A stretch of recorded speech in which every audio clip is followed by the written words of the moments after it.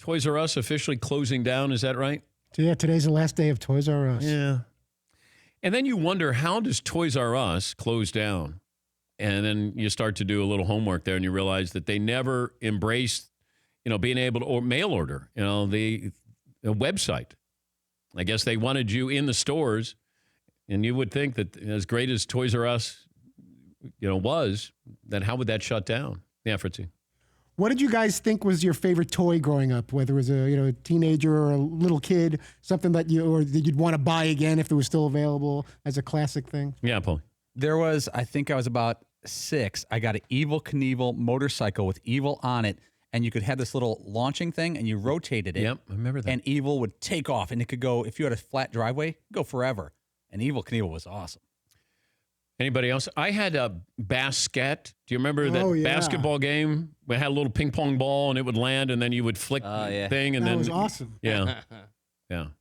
Mattel Electronics football, or all those Mattel Electronics handheld games, the football, baseball, basketball. Yeah. McLovin, do you have one? Yeah, what's that thing that they had in Star Wars? It's like a Land Rover, like it just floats above the sand. A hovercraft? No. In Star Wars, in the beginning of Star Wars 1, Luke Skywalker, it's like I think it's called a Star Wars geeks are going to kill me. Anyway, it was the super hot toy when I was a kid. Yeah. Can anyone help me here? What's that thing called? No, I'd rather not help you and you get killed.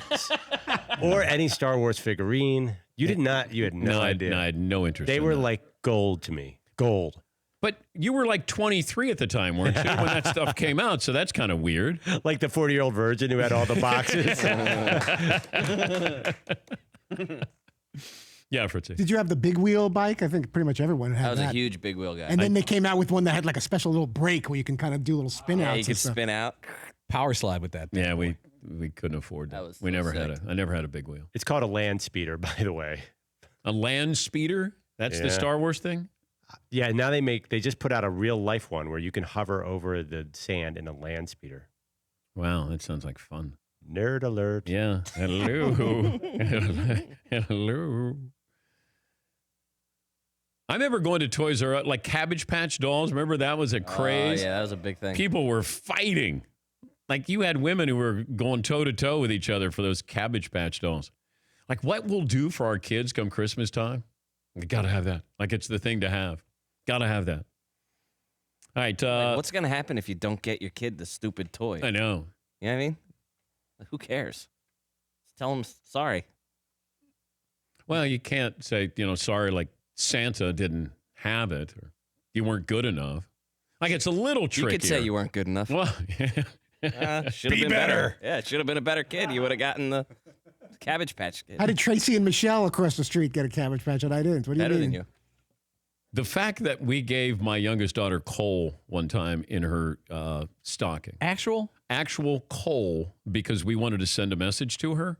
About proper heating tools? No, about the West Virginia miners? About being a better child. So we thought if we gave her coal, she thought it was the neatest gift she got that year. But she was like 17, 18, old enough to understand it. She wasn't like a child, right? Yeah, she was probably like, 6. Oh, boy. That's harsh. Hey, the fact that she goes, oh, cool, I got coal. And we went, I looked at my wife, I go, that didn't work. Yeah. You gave her coal. Yeah, we did. You actually gave a child. She had 4 birthday parties canceled. I mean, not the best kid. She went Buffalo Bills on you, didn't she? She went 0 for 4. Oh. Yeah, she did. Yeah. And the parties were still going on. We did throw parties that she wasn't invited to. Yeah. So, I mean, getting coal in your stocking at Christmas time, all right. She deserved it. And then the fact that she was fascinated by it. Are the kids yelling happy birthday up to whatever room that you have her stuck in? Well, she locked herself in the bathroom. She just wasn't coming out. And so I said, sing louder. Let her hear us. So, yeah, she locked herself in. That was Happy birthday. We'll see you in school Monday. Yeah. Yeah. Sliding her cards under the little door like Just sends them back. Yeah. I don't even want them. Well, she had one that was just canceled before. Like, that was a no-brainer. It was just canceled before. And how old was she? I think she was 4 or 5. Yeah. But my wife said, if you get 3 X's on the refrigerator, then there's no birthday party. Like, we tried everything with You know what the X's were for? Do you remember that or no? I have no idea what she was doing wrong at the time. Too bad. But I remember that my wife put 2 X's up there. And then one day my wife came home and my daughter had put an X up there with my wife's name to say that she had made a mistake. And so that was the 3rd strike right there. Oh, that's awesome. Yeah. So she Payback. That's amazing. Yeah, No, actually, you made the mistake, yeah, Ma. yeah. Like, you've been a bad mom, so she got an X. That's awesome. But then she did say, I'm not going to have a birthday party. And my wife goes, no, you're not going to have a birthday party this year. For more Dan Patrick Show, tune to Audience Channel 239 on DirecTV or download the Dan Patrick Show app.